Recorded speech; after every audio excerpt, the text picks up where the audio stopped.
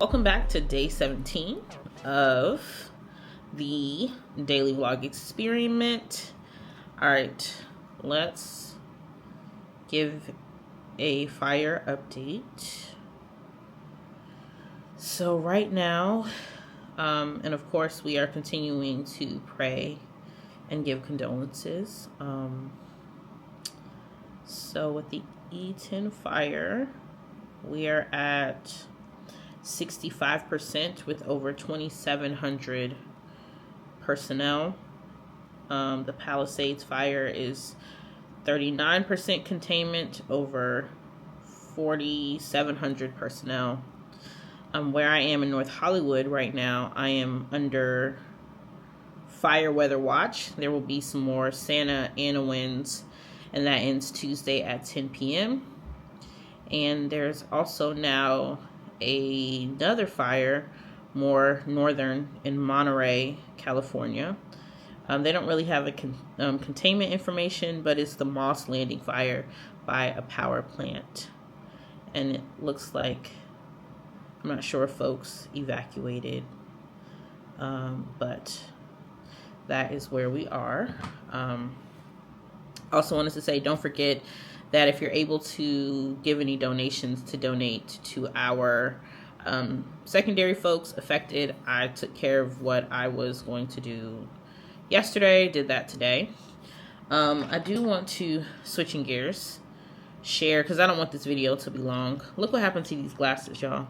My whimsical glasses, the pearl came off. So I emailed the company and see if they could just give me some more pearls and rhinestones. I'll glue them on myself. So let's see what else has been going on. So one thing I didn't share with y'all that I can share today is on Tuesday, I got an email from my school, George Mason University, and I was told that I am 3 credits short of getting my degree. And the email said, I'll actually tell y'all what the email said. I'm not going to read the entire email, but I am going to share how I took the emails. So one of the questions, the first question was, first, can you let us know why you ended up 3 credits short? So let me give you a little backstory. Not too much though, because I will be telling my full PhD story, but not at the moment. But as y'all know, I have been having a hard time, right? I've been sharing my journey with the dissertation journey. So after you finish your coursework and you get to the different stages of your degree, you don't register yourself. So the 3 credits that I needed, I wasn't told that I had to register for 3 additional credits. Now, had I known, I would have asked the person who registered me to make sure that I had the 3 credits. Because basically what happens is someone else registers you, and then you actually edit the credit number. So you're initially registered for 1 credit, and you go in and you add the credit number. Well, I was told to add 3 because I didn't know that I needed to add 6 to have a total of 9 credits, because I already had 3 dissertation credits, but I needed 6 more. Didn't know that. So I replied, yeah, I didn't register myself. I mean, I said it in a more professional way, but like, yeah, I don't know how this happened because I didn't register myself. The other thing that I think is interesting with this oversight, how did I graduate missing credits? Because we could have just added those credits before graduation. So now I wonder, like, what is the transcript review process for graduation? And also, folks didn't know before January 13th. So anyway, so I was also told in the email, if there are any problems with this, because basically they retroactively added 3 credits. And they were like, if there are any problems, just let us know. See, my issue when folks say that is, of course there are problems. Why don't y'all just give me a scholarship? That's me being entitled. So I reply like, okay, thanks for letting me know. Also, this is not a great time because I'm in LA, and this was Tuesday when we were going to get more winds. And this is when I was still under like fire warning watch, if you will. And so it just wasn't a good time because there was still a potential that I had to evacuate. And then the reply came back, oh, don't worry about it. You know, if you need anything, we'll just go through the process. Again, if I need anything, of course, I need a scholarship. So then I let them know at some point between the different email exchanges that I would reach out to one of our deans for funding, because there's a dean that has like, that's in charge of graduate funding. So email the dean, still haven't heard from them yet. And then the program director emailed me, and of course, you know, if there's anything we can do on this side of the coast, what can y'all do? Especially when you're like inconveniencing my life because of an oversight, but hey, things happen, right? So the program director emails me an emergency funding application, but you have to register for courses in that current semester. Well, I'm not registered because they're going to retroactively do that for the fall. So basically what I'm going to do is just do a payment plan. Even though I'm doing well, I do not have like $2,000 to just pull out of my butt. And even if I just had that lying around, y'all already know there are things that I want to take care of to celebrate my graduation. Nothing is going to take away from this point of celebration. So if I get the degree, and you know that's going to my parents anyway, they will get it in the mail by the end of the semester. I did the work, and yeah, this is an oversight. But I bring this up to talk about how there are markers of your healing journey to let you know that you're on the right path. Because had this been maybe 2 years ago, I would have had a complete breakdown. And I would have been so overwhelmed trying to figure out where I'm going to get this money. What does all this mean? How, you know, taking ownership of other people's oversight. No, I wasn't told that I needed this other 3 credits, number one. Number two, the level of trauma that I experienced during my dissertation, trauma impairs your cognition. And so it's already hanging on by a thread. Told y'all about that. So it's like, of course, I was hoping that there would be other folks checking behind me to support me. Isn't that the role of other people? Anywho, you know, I said what I had to say, and I will, moving forward, be taking some additional steps so that my story and voice will be heard. And once those steps are rectified, I will come back to y'all and share with y'all what happened. Because I'm really great at advocating for myself. And the other thing is, I'm not so naive to know that if this happens to me, this has probably happened to other people. And yeah, so I'm going to take care of that. The last thing that I want to share, because TikTok is going away, I want to share with y'all on a lighter note, my favorite TikTok dances.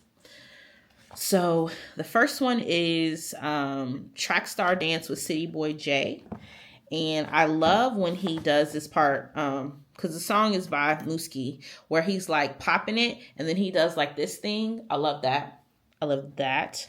I love the Carole Baskin Savage as well as the regular Savage dance, just because when they go like this and then they go like, well, they kind of do it in a different way.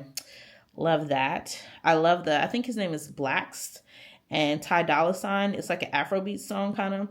And they have, I don't even know what the song is, but they do this like crunch. Love that. Love the crunch. Also like the body yaddy yaddy yaddy yaddy yaddy yaddy. Also like the Up in His Stuck dance, where it's like Bentley Big, take a something something, a booka booka boo.